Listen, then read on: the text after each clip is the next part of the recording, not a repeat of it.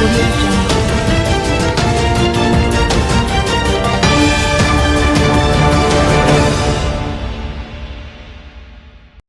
Westmoreland woman accused of collecting man's money with promise to overseas job charged. A 59-year-old businesswoman from Westmoreland has been charged with fraud after allegedly scamming a man of over $400,000 under the pretense of securing him an overseas work opportunity. Cynthia Williams of Cedar Walk, Petersfield, was arrested following a police investigation into the incident that reportedly took place between November 2020 and February 2022. She has been charged with fraudulent conversion and simple larceny. According to the Savannah Lamar police, Williams allegedly convinced the victim that she could arrange an overseas job for him and collected several payments towards the $400,000 fee. However, after receiving the full amount, she allegedly failed to provide any updates on the program. When the man demanded a refund and visited her multiple times to retrieve his money, Williams allegedly took his phone and threatened to have him killed. The victim reported the matter to the police, leading to Williams' arrest. Discovery Bay taxi operators strike over lack of taxi park. Taxi operators in Discovery Bay withdrew their services on Monday to protest the absence of a designated taxi park in the area. Chants of "We want a park, we want justice" echoed as drivers marched across a pedestrian crossing holding placards. Wayne Brown, who plans the Discovery Bay to Brownstown route, told reporters, "We are told by the police to use a piece of land that is not suitable for taxi operation.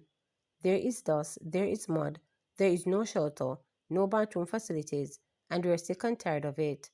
He noted that failure to use the designated area could result in tickets for the taxi operators.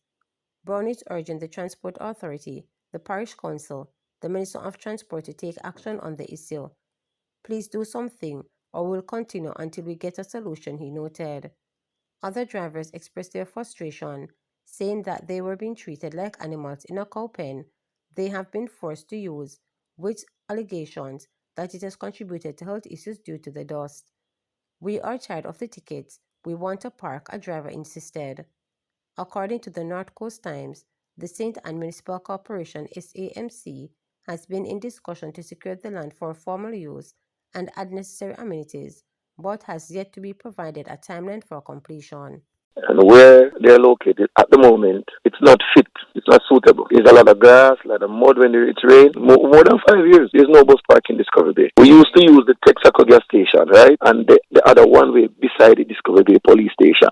However, drivers were told that they can't use the gas station anymore. So we take right beside the gas station where the Western Union, and we were also being moved from there. The Brownstown drivers was moved just the other day. That they used to use the under one way beside the Discovery Bay police station. And they were also moved from there. So we are put around the side here, so now close to the Total gas station, and where they used to have the market off on a Friday. Now we have Discovery Bay to Brownstown, Discovery Bay to Tickets, Discovery Bay to Farmstown, Discovery Bay to Falmouth, Discovery Bay to Duncan, we have Discovery Bay to St. Anne's Bay. So there's a lot of us, plenty cars, and there's no space. Also, the road from Discovery Bay to Dumbarton, it's really, really, really bad. It really needs to be fixed like now. And the drivers have been complaining about that section of the road for a long while now. If a baby mother get pregnant and the driver drive from Dumbarton to come DBA way, she'll have baby before you reach a DBA. I tell you, because you must go slow down and go down in the patrol and that. The amount of students around there right now from St. Hilda, Serveright, Westwood, Brownstown Primary, York Castle, Humsey, plus people going to work. And they have to out there standing in the sun. Some of them going back home because the drivers refuse to work, and I don't blame them. National Parent-Teacher Association welcomes new rollout of dedicated school bus system for rural Jamaica in September. The National Parent-Teachers Association of Jamaica has welcomed the news of a dedicated school bus system for rural Jamaica, which will be rolled out in September. Prime Minister Andrew Holness made the announcement during his contribution to the budget debate last week. He explained that the school buses are similar to those used in the American system. Mr. Holness added that the speed on the buses will be set at a safe limit, the doors will be at an appropriate size for safety, and some of them will have cameras installed.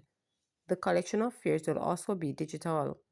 The NPTAG has been calling for a dedicated national bus system. Those calls were amplified last year following the death of several children in road crashes. Speaking with reporters, President Stuart Jacob said he is pleased that the government has heard the pleas of the people and of parents for a transportation system that is safe, reliable, and more affordable for students. Mr. Jacobs said he hopes that drivers will be courteous to the students and that the students who use the buses will handle them with care. The recent pronouncement from the Prime Minister regarding the designated bus service is welcoming. We have been asking for it for almost 2 years now, and by extension, the parents of Jamaica have been asking for it. We are very concerned about the manner in which our children are being transported to and from school, their safety, the loud music that is played, and the conversations from adults around them as they traverse from home to school and school to home. It's welcoming, and we just hope, though, that it is sustained, that it is not a 9-day wonder, but it is something that will remain as a part of the landscape of our children's extended education. One of the things that we ask for, though, is that the drivers and the conductors on these buses extend to our children the best courtesies, and also vice versa, and let it be reciprocal, that the students who are using the bus service, that they will upkeep these buses as best as possible as passengers in it, and that the conversations that they are now going to have is one that is conducive to the learning experience. So we really appreciate and thank the government for looking out for our children and listening to us parents. Message sent, message received, and we really appreciate it. Montego Bay Mayor declares Wellness Week ahead of Jill Stewart Montego Bay City Run. Mayor of Montego Bay, Councillor Richard Vernon, has officially declared the week leading up to the ninth staging of the Jill Stewart Mobay City 5K Run, 10K Run as Jill Stewart Mobay City Run Wellness Week. The event is set to take place in the tourism capital on Sunday, May 4. With the privilege I have in the office of the mayor, I want to declare the week leading up to the culmination of the Jill Stewart Montego Bay City Run Wellness Week, Mayor Vernon announced. Vernon was speaking Monday at the launch of the event at Saunders Montego Bay in St. James. He stressed that economic growth cannot thrive in an unstable environment.